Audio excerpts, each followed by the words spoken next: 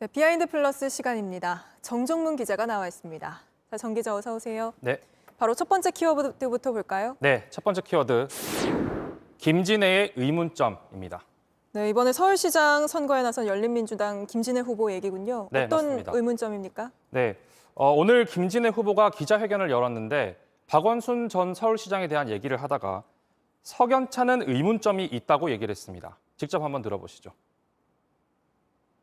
국가인권위원회가 성희롱을 인정하는 결과를 발표했음에도 불구하고 여전히 많은 사람들의 마음속에는 석연찮은 의문점이 남아있을 것입니다. 네, 그런데 이 국가인권위원회가 성희롱이라고 한 거 가지고도 사실 지적이 많이 나왔잖아요. 비판도 나오고요. 네, 그렇습니다. 이 인권위는 피해자 휴대전화 포렌식 자료나 아니면 당시 진술 등을 종합을 해서 성희롱에 해당한다고 규정을 했습니다.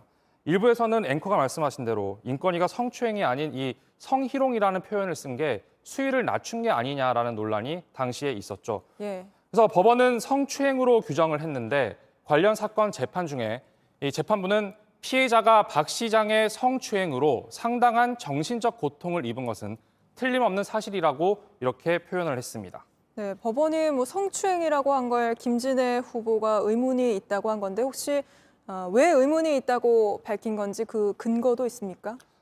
새로운 의혹이나 새로운 근거를 제시를 하진 않았습니다. 그래서 일부에서는 피해자에 대한 2차 가해가 아니냐 이런 지적도 나왔습니다. 네.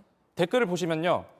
한쪽 눈으로 살아가는 사람이 많다라거나 2차 가해를 하고 있다. 이런 지적들이 잇따랐습니다. 네. 야당도 기회를 놓치지 않았습니다.